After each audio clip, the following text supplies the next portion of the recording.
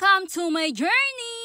Ang in pag-araw ng Sabado, ano pa ba ang labahin, gawain ng bahay at paglulutong di nawawala?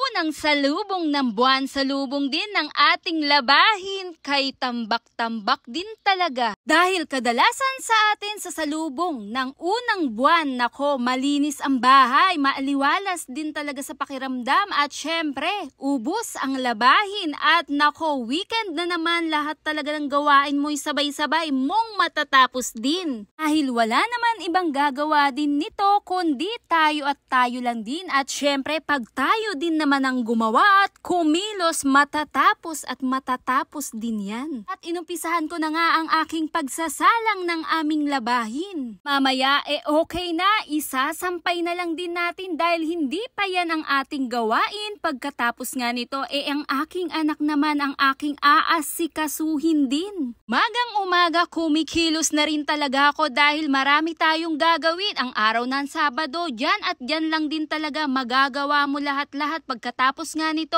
iiwan ko saglit at paliliguan ko din ang aking anak.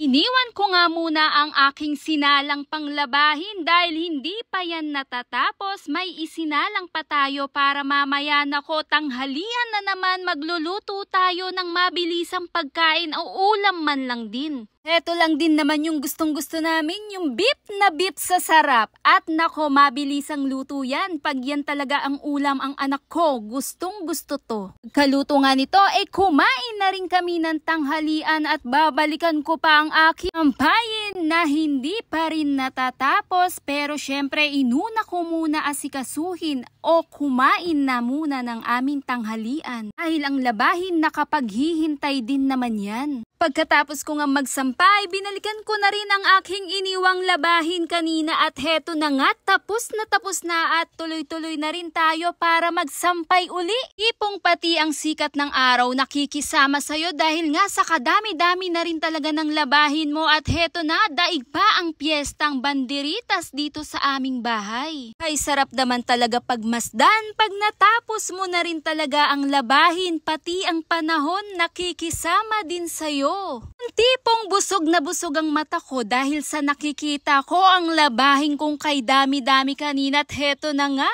akalaing mong tapos na rin siya. Sarap naman din talaga sa pakiramdam pag ang labahin mo'y ubos na pero nako sa susunod na araw ang labahin mo'y kay dami-dami na naman uli pero okay lang yan pag tayo naman talaga gumalaw. Tatapos matatapos din yan. Gura ng aking mukha'y daig pa ang lechon na nagmamantika. Aris, heto lang din talaga yung kasaya-saya, kagalak-galak din talaga sa pakiramdam pag natapos mo na naman ang isang araw na gawain mo. Unang salubong ng buwan ng aking labahing ubos na ubos, yun lang, salamat po!